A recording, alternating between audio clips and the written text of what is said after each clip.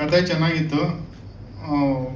ಮಗಳು ಇದ್ಲು, ಮಗು ಬೇಕಿತ್ತು ಕತೆಗೆ, ಸೊ ಹಾಕೊಂಡು ಮಾಡಿಬಿಡಿ ಅಂತೇಳಿ ನಾನೇ ಮಾಡಿಸಿದ್ದೆ. ಫಸ್ಟ್ ನನಗೆ ಕೊಟ್ಬಿಟ್ಟಿದ್ದೀನಿ. ಓಕೆ, ಸ್ವಲ್ಪ ನರ್ವಸು. ಫಸ್ಟ್ ಆಫ್ ಆಲ್ ಎಲ್ರಿಗೂ ಥ್ಯಾಂಕ್ ಯು ಬಂದಿದ್ದಕ್ಕೆ. ಆಮೇಲೆ ಇನ್ನೊಂದು ಹೇಳೋದಂದರೆ, ಸಿಕ್ಕಾಪಟ್ಟೆ ಲೇಟ್ ಆಗಿಬಿಟ್ಟಿದೆ, 45 ಮಿನಿಟ್ಸ್ ಲೇಟ್ ಆಯಿತು. ಅದಕ್ಕೆ ಎಲ್ರಿಗೂ ಸಾರಿ, ಬೇಜಾರು ಮಾಡ್ಕೋಬೇಡಿ. ಅದಕ್ಕೆ ಕಾರಣ ನಮ್ಮ ಆ್ಯಕ್ಟರ್ಸು, ಹೀರೋಯಿನ್ ಬರಲಿಲ್ಲ, ಅವರು ಬರಬೇಕಿತ್ತು. ನಾವು 4 ಗಂಟೆ ಅಂತ ಹೇಳಿದ್ದೀವಿ. ಆ್ಯಕ್ಚುಲಿ 4 ಗಂಟೆ ಅಂದರೆ 4 ಗಂಟೆಗೆ ಇನ್ನೂ 15 ಮಿನಿಟ್ಸ್ ಅರ್ಲಿ ಬರಬೇಕಿತ್ತು. ಅವ್ರು ಯಾವ ಥರ ಟೈಮ್ ಸೆನ್ಸ್ ಫಾಲೋ ಮಾಡ್ತಾರೋ ನನಗೆ ಗೊತ್ತಿಲ್ಲ. ದಯವಿಟ್ಟು ನೀವೇ ಕ್ವಶನ್ ಮಾಡಬೇಕು. ಎಲ್ಲ ಹೋದ್ರೆ ಪಂಚಾಲಿಟಿ ಇಲ್ಲಾಂದರೆ ಯಾವ ಥರ ವರ್ಕೌಟ್ ಆಗುತ್ತೆ ಇದು. ಇನ್ನು ನಾನು ಕಾಯ್ಬೋದು, ಬೇರೆಯವ್ರು ನಂತರ ಇರೋರು ಕಾಯ್ಬೇಕಲ್ವಾ, ಅದು ಅವ್ರು ತಿಳ್ಕೊಬೇಕು. ಅದಕ್ಕೋಸ್ಕರ ಲೇಟ್ ಆಗಿದೆ, ಇನ್ನು ಬೇರೆ ಏನು ಉದ್ದೇಶ ಇಲ್ಲ. ಸಾರಿ, ಎಲ್ಲ ಕ್ಷಮಿಸ್ಬಿಡಿ ಮತ್ತೊಂದು ಸಲ. ಸೊ ಸಿನಿಮಾ ಚೆನ್ನಾಗಿತ್ತು, ನಡೀತಾ ಇತ್ತು ಜರ್ನಿ. ನಡಿಬೇಕಾದ್ರೆ ಲಾಸ್ಟ್ 10 ಡೇಸ್ ಶೂಟಿಂಗಲ್ಲಿ ಆಕ್ಸಿಡೆಂಟಲ್ಲಿ ಸಡನ್ನಾಗಿ ರಾಕಿ ತೀರ್ಕೊಂಬಿಟ್ಟ. ತೀರ್ಕೊಂಡ ತಕ್ಷಣ ಶೂಟಿಂಗ್ ಸ್ಟಾಪ್. ಇದು ರಾಣ ತುಂಬ ಚಿಕ್ಕ ನಾಯಿ, ಅವನ ಆ ಸೈಜಿಗೆ ಬರೋವರೆಗೂ ವೆಯ್ಟ್ ಮಾಡಿದ್ವಿ ನಾವು. ಸಿನಿಮಾ ಲೇಟ್ ಆಗೋಕ್ಕೆ ರೀಸನ್ ಏನಾದರೂ ಇದ್ದರೆ ಅದೇ, ನಾವು ಅಷ್ಟು ದಪ್ಪ ಆಗೋವರೆಗೂ ಕಾಯ್ದು ಲಾಸ್ಟ್ ಕ್ಲೈಮ್ಯಾಕ್ಸ್ ಶೂಟ್ ಮಾಡಿದ್ದೆ ಇವನ್ನ ಇಟ್ಕೊಂಡು. ಆಕ್ಸಿಡೆಂಟ್, ಟ್ರೈನರ್ ಏನೋ ವಾಕಿಂಗ್ ಕರ್ಕೊಂಡು ಹೋಗ್ಬೇಕಾದ್ರೆ ಸುಮ್ಮನಹಳ್ಳಿ ಬ್ರಿಡ್ಜ್ ಇರುತ್ತಾ ಹತ್ರ ಆಕ್ಸಿಡೆಂಟ್ ಆಗೋಯ್ತಂತೆ. ಸ್ಕೂಲು ವ್ಯಾನು ರಿವರ್ಸ್ ತೆಗಿಬೇಕಾದ್ರೆ ಬಿದ್ದುಬಿಟ್ಟಿದೆ. ಕೇಸೆಲ್ಲ ಆಗಿತ್ತು, ನಾನೇ ಕಂಪ್ಲೇಂಟ್ ಎಲ್ಲ ಮಾಡಿಸಿದ್ದೆ ಅಲ್ಲ ಸ್ಟೇಷನಿಗೆ. ಆಮೇಲೆ ಏನಾಯಿತು, ಅವರು ಕಾಂಟ್ಯಾಕ್ಟಲ್ಲಿ ಇರಲಿಲ್ಲ. ಆಮೇಲೆ ಇವನು ದೊಡ್ಡವನಾಗೋವರೆಗೂ ವೆಯ್ಟ್ ಮಾಡಿ, ಅದಕ್ಕೆ ನಾವು 2 ವರ್ಷ ಲೇಟ್ ಆಗೋಯ್ತು ಸಿನಿಮಾ. ಅದು ಆ್ಯಕ್ಚುಲಿ ಜನಕ್ಕೆ ಏನು ಅಂದ್ಕೊಂಡಿದ್ರೆ, ಯಾಕಿಷ್ಟು ಲೇಟು, ಅವ್ರಿಗೇನೂ ಗೊತ್ತಿಲ್ಲ ರೀಸನ್ನು. ನಾವೆಲ್ಲೂ ಡಿಸ್ಕ್ಲೋಸ್ ಮಾಡಿರಲಿಲ್ಲ, ಯಾರಿಗೂ ಹೇಳಿರಲಿಲ್ಲ. ರೀಸನ್ ಏನಂದರೆ, ಏನಂತ ಹೇಳ್ತಾರೆ, ನಾಯಿ ಸತ್ತೋಯ್ತು ಅಂತ. ಸುಮ್ಮನೆ ಸೆಂಟಿಮೆಂಟ್ ಇಟ್ಕೊಂಡು ಏನೋ ಮಾಡೋಕ್ಕಾಗಲ್ಲ. ಸೊ ಹಂಗಾಗಿ ಇನ್ನು ವೆಯ್ಟ್ ಮಾಡಿ ಸುಮಾರು 1 ವರ್ಷ ವೆಯ್ಟ್ ಮಾಡಿದ್ವಿ ಅನಿಸುತ್ತೆ. 1 ವರ್ಷ ವೆಯ್ಟ್ ಮಾಡಿದ್ವಿ ಅವನಿಗೋಸ್ಕರ. ಸೊ ದೊಡ್ಡವನಾದ ಸಿನಿಮಾ ಮುಗೀತು. ಸೊ ಅದೊಂದು ಸ್ಪೆಷಲ್ ಅಂದರೆ ಅದಕ್ಕೆ ಇವನ್ನ ಇಟ್ಕೊಂಡೇ ನಾವು ಲಾಂಚ್ ಮಾಡಿದ್ವಿ, ಬೇರೆ ಯಾರನ್ನೂ ಕರೆಸಲೇ ಇಲ್ಲ ನಾವು.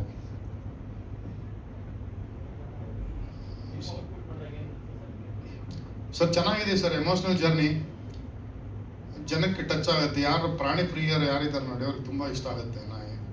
ಆಮೇಲೆ ಇದಕ್ಕಿಂತ ಲಾಯಲ್ ಪ್ರಾಣಿ ಭೂಮಿ ಮೇಲೆ ಯಾರೂ ಇಲ್ಲ, ನಮ್ಮ ಮನುಷ್ಯರೇ ಇಲ್ಲ ಲಾಯಲ್ ಆಗಿ. ನಾವು ಹೇಳ್ಬೇಕಲ್ಲ, ಏನು ಹೇಳ್ಬೇಕಾಗಿಲ್ಲ ಅದ್ರ ಬಗ್ಗೆ, ಮನುಷ್ಯರೇ ಇಲ್ಲ ಲಾಯಲ್, ಅಷ್ಟೊಂದು ಲಾಯಲ್ ಪ್ರಾಣಿ ಅದು. ತುಂಬ ಚೆನ್ನಾಗಿದೆ, ಎಮೋಷ್ನಲ್ ಕನೆಕ್ಟ್ ಆಗುತ್ತೆ. ಕಾಸ್ಟ್ಲಿ ಇಲ್ಲ, ಅದನ್ನು ಮೇಂಟೈನ್ ಮಾಡೋಕ್ಕಂತಾನೆ ಅವರಿದ್ದರು, ರಘು ಅಂತ, ಅವ್ರು ಮೇಂಟೈನ್ ಮಾಡ್ತಾಯಿದ್ರು. ತುಂಬ ಕಷ್ಟ, ನಾವು ಮೇಂಟೈನ್ ಮಾಡೋಕ್ಕಾಗಲ್ಲ. ಅದನ್ನು ಮೇಂಟೈನ್ ಮಾಡೋ ಸ್ಪೆಷಲಿಸ್ಟ್ಗಳಿದ್ರೇ ಮೇಂಟೈನ್ ಮಾಡೋಕ್ಕೆ ಸಾಧ್ಯ. ಅದು ಚಿಕ್ಕದು, ಅದು ಇನ್ನೂ ದೊಡ್ಡದಲ್ಲ ನಾಯಿ. ಅದು ಇನ್ನೊಂದು 2 ವರ್ಷ ಇರ್ಬೋದು ಅಷ್ಟೇ ಅದಕ್ಕೆ. ಸರ್ ಇದು sentiment movie, sentiment drama, suspense ಇದೆ, ಸೆಂಟಿಮೆಂಟ್. ಮಗು ಮತ್ತು ನಾಯಿ ಫ್ಯಾಮ್ಲಿಗೆ ಅಟ್ಯಾಚ್ ಆದರೆ ಹೆಂಗಿರುತ್ತೆ ನಾಯಿ ಅಂತ ಹೇಳ್ಬಿಟ್ಟು ಪ್ರೀತಿ ವಿಶ್ವಾಸ ತೋರಿಸಿದ್ವಿ ಅಷ್ಟೇ.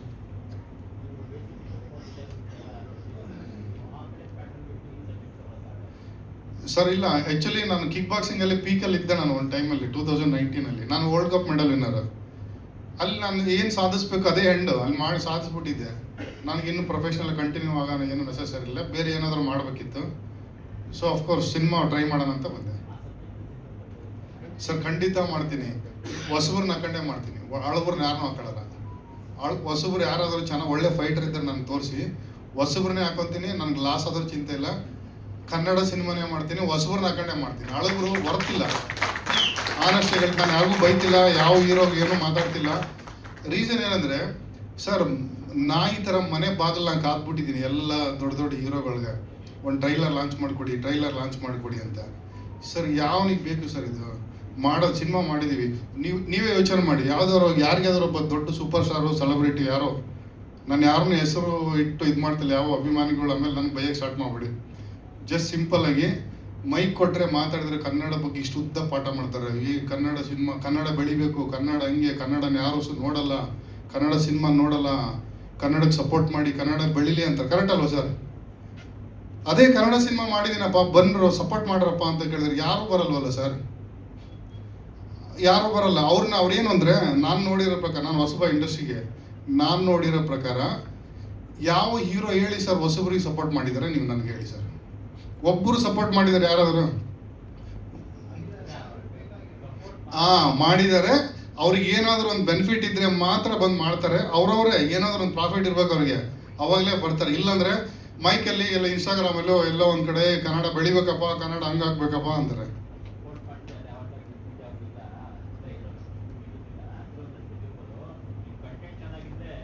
ಖಂಡಿತ ಆಗುತ್ತೆ. ಅದಕ್ಕೋಸ್ಕರ ನಾವು ನಮಗೆ ನಾಯಿನೇ ಬಾಸ್, ನಾಯಿನೇ ಇಟ್ಕೊಂಡೇ ನಾವು ಸಿನಿಮಾ ಮಾಡಿದ್ದೀವಿ. ಆಮೇಲೆ ಇನ್ನೊಂದು ಏನಂದರೆ ಲೂಸ್ ಮಾದ ಯೋಗಿ ಅವರು ನಮಗೆ ತುಂಬ ರೆಸ್ಪಾನ್ಸ್ ಮಾಡಿದ್ದಾರೆ. ಇದಕ್ಕೆ ಮುಹೂರ್ತಕ್ಕೆಲ್ಲ ಬಂದಿದ್ದರು. ನಾವು ಅದು ಅಲ್ಲದೆ ಉಮಾಪತಿ ಶ್ರೀನಿವಾಸ್ ಗೌಡ ಅಣ್ಣ ಅವರು ಕೂಡ ನಮ್ಮ ಬ್ಯಾಕ್ಗ್ರೌಂಡೇ. ಅವ್ರು ಯಾವಾಗ ಕರೆದ್ರು ನಮಗೆ ಇಲ್ಲ ಅಂತ ಹೇಳಿಲ್ಲ, ಬಂದಿದ್ದಾರೆ. ಇವರಿಬ್ಬರನ್ನ ಬಿಟ್ಟರೆ ಬೇರೆ ನಾನು ಹೇಳ್ತೀನಿ ನೋಡಿ, ಎಲ್ಲ ಸ್ವಾರ್ಥಿಗಳು ಸರ್. ಅವ್ರು ನೋಡ್ಕೊಂಡು ಅವ್ರು ಹೋಗ್ತಾ ಇರ್ತಾರೆ, ಬೇರೆ ಯಾರಿಗೂ ಸಪೋರ್ಟ್ ಮಾಡಲ್ಲ. ಕೇಳಿದ್ರೆ ಯಾಕೆ ಮಾಡಬೇಕು ಅಂತಾರೆ, ಇಲ್ಲ ಇನ್ನೊಂದು ವರ್ಷನಲ್ಲಿ ನೋಡಿದ್ರೆ ಕನ್ನಡ ಬೆಳಿಬೇಕಪ್ಪ, ಕನ್ನಡ ಬೆಳೆಸ್ರಪ್ಪ, ಇನ್ನೊಂದು ವರ್ಷ ನಿಂಗೆ ಈಗ ಸ್ಟ್ರೈಟ್ ಆಗಿ ಹೋದ್ರೆ ಅದೇ ಕನ್ನಡ ಸಿನಿಮಾ ಮಾಡಿನಂದ್ರೆ ಯಾವನೂ ಬರಲ್ಲ ಸರ್, ಯಾರು ಹೆಲ್ಪ್ ಮಾಡೋಕ್ಕೆ ಬರಲ್ಲ. ವಿಜಯ್ ಅಂತ, ವಿಜಯ್ ಸಿನಿಮಾಸ್ ಡಿಸ್ಟ್ರಿಬ್ಯೂಷನ್ ಒಂದು 60-65 ಥಿಯೇಟರ್ ಇರ್ಬೋದಾ ಸರ್? 60-65 ಸರ್ ಬಂದಿದ್ದಾರೆ. ವಿಜಯ್ ಅವರಿದ್ದಾರೆ ಸರ್, ಬನ್ನಿ ವಿಜಯ್ ಸರ್ ಸ್ಟೇಜ್ ಮೇಲೆ ಬನ್ನಿ. ಸೊ ಇದು ವರ್ಷನ್ ಸರ್. ನಾನು ಇನ್ನೊಂದು ಸಿನಿಮಾ ನಂದು ರಿಲೀಸಿಗೆ ರೆಡಿ ಇದೆ, ಅದು ಕಂಪ್ಲೀಟ್ ಮಾಡಿದ್ದೀನಿ ಆಲ್ರೆಡಿ. ಹೆಸರಿಟ್ಟಿಲ್ಲ ಇನ್ನೂ, ಎಲ್ಲ ಕಂಪ್ಲೀಟ್ ಆಗಿದೆ. ಮೂವಿನೇ ಕಂಪ್ಲೀಟು, ಅನೌನ್ಸ್ ಮಾಡ್ಕೋತೀನಿ, ನೆಕ್ಸ್ಟ್ ಮಂತ್ ಮಾಡ್ಕೋತೀನಿ. ಅದಾದಮೇಲೆ ಇನ್ನೊಂದಿದೆ, ಅದನ್ನು ರೆಡಿ ಮಾಡಿಸ್ತಾ ಇದ್ದೀನಿ. ಇಲ್ಲ ಅದು ಅನೌನ್ಸ್ ಮಾಡಿಲ್ಲ. ಇಲ್ಲ ಅದು crime thriller movie. Second movie ಬಂದು ಕ್ರೈಮ್ ಥ್ರಿಲ್ಲರ್ ಮೂವಿ, ಅದನ್ನು ರೆಡಿ ಮಾಡಿದ್ದೀನಿ. ಇನ್ನೊಂದು ಕಮರ್ಷಿಯಲ್, ಅದನ್ನು ರೆಡಿ ಮಾಡಿದ್ದೀನಿ. ಬಟ್ ವಿಷಯ ಏನಂದರೆ ಎಲ್ಲರೂ ಹೊಸಬ್ರೆ, ನಾನು ಹೊಸಬ್ರಿಗೆ ಚಾನ್ಸ್ ಕೊಡ್ತೀನಿ. ಅಳುಬ್ರನ್ನ ಯಾವುದೇ ಕಾರಣಕ್ಕೂ ನನಗೆ ಲಾಸ್ ಆದರೂ ಚಿಂತಿಲ್ಲ, ನಾನು ಅಳುಬ್ರನ್ನ ಹಾಕೊಂಡು ಮಾಡಲ್ಲ. ಯಾಕಂದರೆ ಅಳುಬ್ರು ನಮ್ಮ ಮನೆಗೆ ಹೋಗಿ ನಮಗೆ ಸಿನಿಮಾ ಹಿಂಗೆ ಮಾಡಿದ್ವಿ ಬನ್ನಿರಿ ನಮ್ಗೆ ಚೂರು ಹೆಲ್ಪ್ ಮಾಡಿ ಅಂದರೆ ಯಾರೂ ಬಂದಿಲ್ಲ. ಸೊ ಅವ್ರು ನೆಸಸರಿ ನನಗಿಲ್ಲ.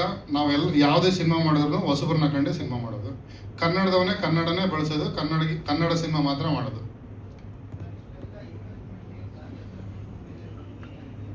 ಕೇಳಿಸ್ಲಿಲ್ಲ ಸರ್? ನಾನು ರಿಯಲ್ ಎಸ್ಟೇಟ್ ಮಾಡ್ತೀನಿ, ಜೊತೆಗೆ ಅಡ್ವೊಕೇಟು. ರಿಯಲ್ ಎಸ್ಟೇಟ್ ಮಾಡ್ತೀನಿ, ನನ್ನ ಜಿಮ್ಗಳಿದ್ದಾವೆ. ನಾನು ಫುಲ್ ಟೈಮ್ ರಿಯಲ್ ಎಸ್ಟೇಟ್ ಮಾಡ್ತೀನಿ. ಹೌದು sir, full time real estate ಮಾಡ್ತೀನಿ, ಜೊತೆಗೆ ಜಿಮ್ಗಳೆಲ್ಲ ಇದ್ದಾವೆ. ರಿಯಲ್ ಎಸ್ಟೇಟ್ ನನ್ನ ಬಿಸ್ನೆಸ್ಸು ಸರ್. ಬೆಂಗಳೂರೇ, ಬೊಮ್ಮನಹಳ್ಳಿ ನಮ್ಮ ಮನೆ.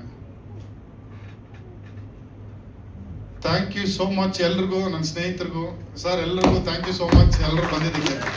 ಎಲ್ರಿಗೂ ಹೊಸಬ್ರು ಅಂತ ಬಂದಾಗ ಎಲ್ಲ ಫೀಲ್ಡ್ ಅಂತಲೇ ಅಲ್ಲ, ಫಸ್ಟು ಅನುಮಾನನೇ ಪಡೋದು ಇವ್ರು ಮಾಡ್ತಾರಾ ಅಂತ, ಆಮೇಲೆ ಅವಮಾನನೇ ಆಗೋದು, ಆಮೇಲೆ ಸಿಗೋದು ಸನ್ಮಾನ. ಸೊ ಸನ್ಮಾನದ ಮೆಟ್ಲನ್ನು ಏರ್ಕೊಂಡು ಹೋಗಿ. ಸೊ ದುಃಖಿಸ್ಬೇಡಿ, ಯಾರನ್ನೂ ಕೂಡ ನಾವು ಪಾಯಿಂಟ್ ಔಟ್ ಮಾಡೋದು ಬೇಡ. ಕಾರಣಾಂತರಗಳಿಂದ ಬರದೆ ಹೋಗ್ಬೋದು, ಭಗವಂತ ಕೈ ಹಿಡಿತಾನೆ. ಗಾಡ್ ಬ್ಲೆಸ್ ಯು ಅಂತ ಹೇಳ್ತಾ ಈಗ ವಿಶ್ವಾಸ್ ಕೃಷ್ಣ ನನ್ನ ಜೊತೆ ಇದ್ದಾರೆ. ಸೊ ಬಹಳಷ್ಟು ದಿಗ್ಗಜರ ಜೊತೆಗೆ, ನಿರ್ದೇಶಕರ ಜೊತೆಗೆ ಸುಮಾರು 15-16 ಸಿನಿಮಾಗಳಿಗೆ ವರ್ಕ್ ಮಾಡಿ ಈಗ ಅವ್ರದ್ದೇ ಫುಲ್ ಫ್ಲೆಶ್ಡ್ ಅವರೇ ಕ್ಯಾಪ್ಟನ್ ಆಗಿದ್ದಾರೆ, ಸಿನಿಮಾಗೆ ಡೈರೆಕ್ಟರ್ ಹ್ಯಾಟ್ ಹಾಕ್ಕೊಂಡಿದ್ದಾರೆ. What you say Vishwas? ಯಾಕೆ ಬರಬೇಕು ಪ್ರೇಕ್ಷಕ 27ನೇ ಮಾರ್ಚ್ ಸಿನಿಮಾ ಥಿಯೇಟರ್ಗೆ? ಏನಿದೆ ಸಿನಿಮಾಲಿ? ಎಲ್ರಿಗೂ ನಮಸ್ಕಾರ. First of all thank you ಎಲ್ಲ ಮಾಧ್ಯಮದವರು ಬಂದಿರೋದಕ್ಕೆ. ಡೇ ಒನ್ನಿಂದನೂ ತುಂಬ ಸಪೋರ್ಟ್ ಮಾಡಿದ್ದೀರಾ ನಮ್ಮ ಸಿನಿಮಾ ಟೀಸರ್ ಲಾಂಚಿಂದನೂ. ಆ್ಯಂಡ್ ಪರ್ಸ್ನಲಾಗಿ ನನ್ನ ಕೆಲವು ಫ್ರೆಂಡ್ಸ್ ಬಂದಿದ್ದಾರೆ, ಅವ್ರಿಗೆ ತುಂಬ ಥ್ಯಾಂಕ್ಸ್ ಬಂದಿದ್ದಕ್ಕೆ. ಸೊ ಯಾವ ಮೋಹನ ಮುರಳಿ ಕರೆಯಿತು ನನ್ನ ಮೊದಲನೇ ಚಿತ್ರ. ಸೊ ಮೇಡಮ್ ಹೇಳಿದಾಗೆ ಏನಕ್ಕೆ ಬರಬೇಕು ಅಂದರೆ, of course there is a beautiful emotion between a dog and a girl and a family. So ಯಾರೆಲ್ಲ ಪೆಟ್ ಲವರ್ಸು, ಎಮೋಷ್ನಲ್ ಜಾನರ್ ಅಥವಾ ಒಂದು ಡ್ರಾಮಾ ಜಾನರ್, ಸಸ್ಪೆನ್ಸ್ ಜಾನರ್ನ ಎಂಜಾಯ್ ಮಾಡೋಂಥ ಆಡಿಯನ್ಸ್ಗೆ ಅವರು ಎಕ್ಸ್ಪೆಕ್ಟ್ ಮಾಡೋಂಥ ಎಲ್ಲ emotions, family values and dog mainly pet ಲವರ್ಸ್ಗೆ ಹೇಳ್ತಾ ಇರೋದು. ಸೊ ಆ ಥರದ್ದು ಒಂದಷ್ಟು ಅಂಶಗಳು ಸಿನಿಮಾದಲ್ಲಿದೆ.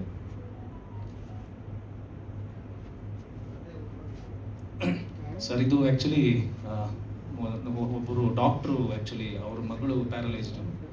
ಸೊ ಅವರು ಒಂದು ನಾಯಿನ ಸಾಕಿದ್ರು. ಸೊ ಆ ಹುಡುಗಿಯಲ್ಲಿ ಆದಂಥ ಚೇಂಜಸ್ ನಾಯಿ ಬಂದಮೇಲೆ ಆ ಒಂದು ಬೇಸ್ನ ಇಟ್ಕೊಂಡು ಸ್ಟೋರಿ ಮಾಡಿದ್ವಿ ಸರ್.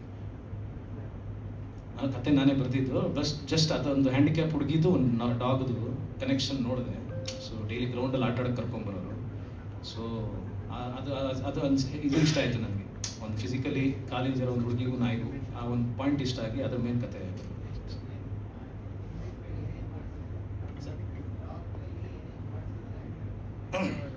ಡಾಗ್ ಆಲ್ಮೋಸ್ಟ್ ಸರ್ ಅಂದರೆ ಈಗ ಯೂಶಲಿ ಅದು ಜಸ್ಟ್ ಆ ಒಂದು ಬಾಂಡಿಂಗ್ ಏನಿರುತ್ತೆ ಯಾವಾಗಲೂ ಫ್ಯಾಮಿಲಿಗೆ ಅದೊಂಥರ ಪ್ರೊಟೆಕ್ಟರ್ ಥರ ಇದೆ.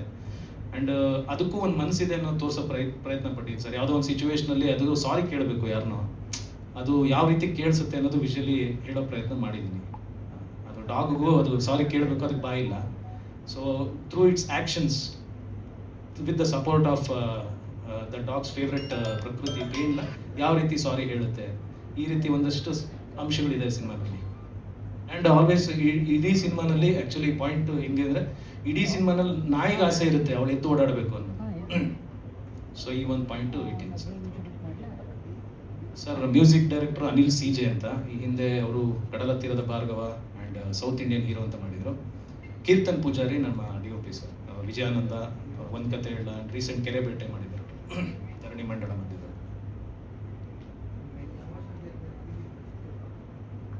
ಸರ್ ಅಫ್ಕೋರ್ಸ್ ಇದೊಂದು ಮ್ಯೂಸಿಕಲ್ ಜರ್ನಿನೇ ಸರ್. 3 ಸಾಂಗ್ ಇದೆ ನಮ್ಮ ಸಿನಿಮಾನಲ್ಲಿ. ಆ್ಯಂಡ್ ಟೋಟಲಾಗಿ ನಾನು ಎಲ್ಲ ಕ್ಯಾರೆಕ್ಟರ್ಸ್ಗೂ ಒಂದು ಥೀಮ್ ವೈಸ್ ಅಂತ ಮ್ಯೂಸಿಕ್ ಮಾಡಿಸಿ, ಸೊ ಇಡೀ ಸಿನಿಮಾನ ಒಂದು ಥೀಮ್, ನೀವು ಟ್ರೈಲರಲ್ಲೂ ಅಬ್ಸರ್ವ್ ಮಾಡಿರ್ಬೋದು, ಒಂದು 2-3 ಟ್ಯೂನ್ ರಿಪೀಟೆಡ್ ಆಗಿ ಬರುತ್ತೆ. ಸೊ ಇಡೀ ಸಿನಿಮಾ ಒಂದು ಮ್ಯೂಸಿಕಲ್ ಜರ್ನಿಯಾಗಿ ಹೋಗಬೇಕು ಅಂತಲೇ ಟೈಟ್ಲ್ ಕೂಡ, ಟೈಟ್ಲ್ ಸಾಂಗೇ ಇದೆ ಸರ್. ಯಾವ ಮನ ಮುರಳಿ ಕರೆಯಿತು ಅನ್ನೋ ಟೈಟ್ಲ್ ಸಾಂಗು ಇದೆ.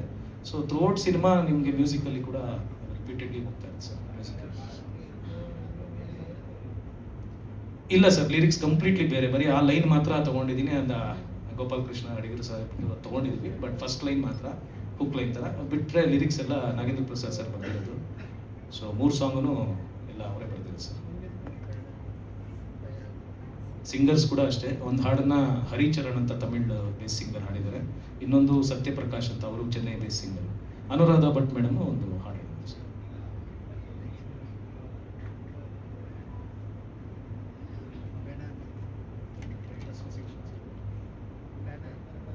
ಹೌದು ಸರ್, ಅದು ಪ್ರಯತ್ನ ಮಾಡ್ತಾ ಇದ್ದೀವಿ. ಪ್ರಮೋಷನ್ಸ್ ಎಲ್ಲ ಆ ರೀತಿನೂ ಸ್ಟಾರ್ಟ್ ಮಾಡ್ತಾ ಇದ್ದೀವಿ. ಆ್ಯಂಡ್ ಚಿಲ್ಡ್ರನ್ ಅಂದರೆ ಮಕ್ಕಳನ್ನ ಕರ್ಕೊಂಡ್ಬಂದು ಫ್ಯಾಮಿಲಿ ಸಮೇತ ನೋಡೋಂಥ ಸಿನಿಮಾ ಇದು. ತುಂಬ ಪೆಟ್ ಲವರ್ಸ್ ತುಂಬ ಇಷ್ಟ ಆಗುತ್ತೆ. ಲಾಸ್ಟಲ್ಲಿ ಒಂದು ಧನಿ ಕಣ್ಣೀರು ಹಾಕ್ಬಿಟ್ಟು ಹೋಗ್ತಾರೆ ಅನ್ನೋದು ನನ್ನ ಒಂದು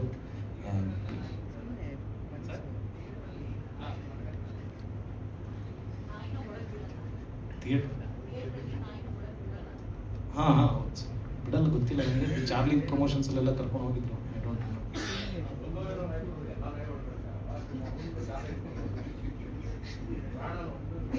ಈಗಿರೋದು ಅವನೊಬ್ಬನೇ ಸರ್ ನಮಗೆ. ಅವನೇ ಕೇಂದ್ರ ಬಿಂದು ನಮ್ಮ ಸಿನಿಮಾಗೆ. Is the face of our cinema. ಮಾಡಿರೋದು what you say sir Madhava. Sir ಎಲ್ರಿಗೂ ನಮಸ್ತೆ. ಪ್ರೆಸ್ ಸ್ವಲ್ಪ ಲೇಟಾಗಿ ಸ್ಟಾರ್ಟ್ ಆಯಿತು, ಸಾರಿ. ಸಿನಿಮಾ ಬಗ್ಗೆ ಹೇಳಬೇಕು ಅಂದರೆ ನಮ್ಮ ಸಿನಿಮಾ ತುಂಬ ಭಾವನೆಗಳು ತುಂಬಿದ ಸಿನಿಮಾ ಸರ್. ನಮ್ಮ ಟೈಟ್ಲ್ ಏನಿದೆಯೋ ಅದೆಷ್ಟು ಭಾವನೆ, ಅದೆಷ್ಟು ಫೀಲ್ ಕೊಡುತ್ತೋ ಆ ಥರದ ಒಂದು ಜರ್ನಿ ನಮ್ಮ ಸಿನಿಮಾ ಸರ್. ನಾನು ಒಂದು ಹ್ಯಾಂಡಿಕ್ಯಾಪ್ ಮಗು, ಅವಳಿಗೆ ತಂದೆಯಾಗಿ ಅವಳು ಹೆಂಗೆ ನಾನು ನೋಡ್ಕೊತೀನಿ, ಅವಳಿಗೆ ಯಾವತ್ತೂ ಏನು ಕೊರತೆ ಬರದೇ ಇರೋ ಥರ, ಫೀಲ್ ಆಗದೇ ಇರೋ ಥರ ನೋಡ್ಕೊಳ್ಳೋಂಥ ಅವ್ರ ಜವಾಬ್ದಾರಿಯುತ ತಂದೆ ಕ್ಯಾರೆಕ್ಟರ್ ನಾನು ಮಾಡ್ತೀನಿ ಸರ್. ಇಲ್ಲ ಸರ್, ಇದೀಗ ಒಂದು ಸುದ್ದಿ ಅಂತ ಒಂದು ಸಿನಿಮಾ ಮಾಡಿದ್ದೀನಿ. ಅದಾದಮೇಲೆ ನಾನು ಫಸ್ಟು ಜಾತ್ರೆ ಅಂತ ಶಾರ್ಟ್ ಮೂವಿ ಮಾಡಿದೆ. ನಂದು ಇದು 2ನೇ ಸಿನಿಮಾ ಆರ್ಟಿಸ್ಟ್ ಆಗಿ.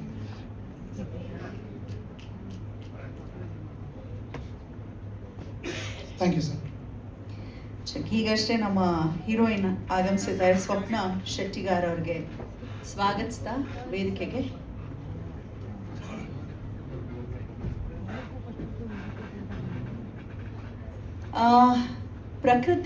ಪ್ರಕೃತಿ ಹೆಸರಲ್ಲೇ ಅವರ ತಂದೆ ಬ್ಯಾನರ್ ಪ್ರಾರಂಭ ಮಾಡಿರೋವಂಥದ್ದು. ಪ್ರಕೃತಿ ಬಗ್ಗೆ ಕೂಡ ತುಂಬ ಪ್ರೌಡ್ ಫೀಲ್ ಆಗುತ್ತೆ. ಅಲ್ಲಂತೂ ಒಂದು ಅಭಿಮಾನದ ಚಪ್ಪಾಳೆ ಕೊಟ್ಟಿದ್ದಕ್ಕೆ ಧನ್ಯವಾದಗಳು. ಸೊ ಓವರ್ ಟು ಪ್ರಕೃತಿ, ಏನು ಹೇಳ್ತೀರಾ? ಈ ಮೂವಿಯಲ್ಲಿ ನಾನು ಒಂದು ಸಣ್ಣ ಹ್ಯಾಂಡಿಕ್ಯಾಪ್ ಗರ್ಲ್ ಆಗಿದ್ದೆ. ಮತ್ತು ಒಂದ್ಸರಿ ಒಂದು ನಾಯಿ ಬಂದಿತ್ತು. ನಾಯಿ ಬಂದಮೇಲೆ ನಾನು ಹೆಂಗೆ ಚೇಂಜ್ ಆಗಿದ್ದೆ ಅನ್ನೋ ಒಂದು ಈ ಮೂವಿ ಇದೆ.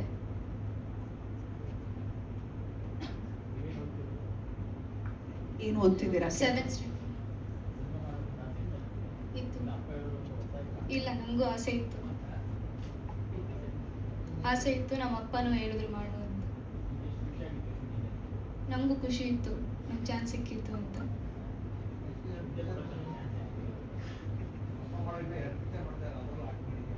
ಮಾಡಿದ್ದೀನಿ.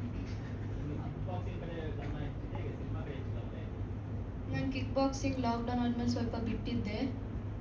ಬಟ್ ಮೂವಿನ ನಾನು ಸ್ಟಾರ್ಟ್ ಮಾಡಿದ್ದೆ ಈಗ, ಸೊ ನಾನು ಮೂವಿ ಮೇಲೆ ಮೋರ್ ಫೋಕಸ್ ಮಾಡಿ. ಒಂದು ನೇಪಾಳಲ್ಲಿ ಮಾಡಿದ್ದೆ, ಇನ್ನೊಂದು ಏಷ್ಯನ್ ವರ್ಲ್ಡ್ BJJ. ಆ್ಯಕ್ಚುಲಿ ಸಿನಿಮಾನಲ್ಲಿ ಕೂಡ ಪ್ರಯಾಣ ಮುಂದುವರಿಲಿ, ಆದರೆ ನಮ್ಮೆಲ್ಲರ ಹಾರೈಕೆ ಅಂದರೆ ಕಿಕ್ ಬಾಕ್ಸಿಂಗ್ನಲ್ಲಿ ಕನ್ನಡದಿಂದ ಸ್ವಲ್ಪ ಕಮ್ಮಿ ಜನ ಇರೋದು. So being a father and you are in the same field, I feel so ದಯಮಾಡಿ ಗೇಮ್ಸಲ್ಲೂ ಮುಂದುವರಿಸಿ, ಸಿನಿಮಾ ಪ್ರಯಾಣನೂ ಮುಂದುವರಿಲಿ, ವಿದ್ಯೆನೂ ತುಂಬ ಚೆನ್ನಾಗಿ ನಡೀಲಿ ಅಂತ ಹೇಳ್ತಾ. Any more questions?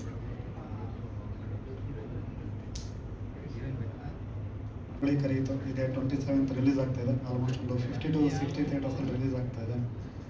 ನಿಮ್ಮೆಲ್ಲರ ಸಹಕಾರ ಬೆಂಬಲ ಈ ಸಿನಿಮಾಗೆ ಇರಲಿ ಅಂತ ಕೇಳ್ಕೊತೀನಿ. Thank you.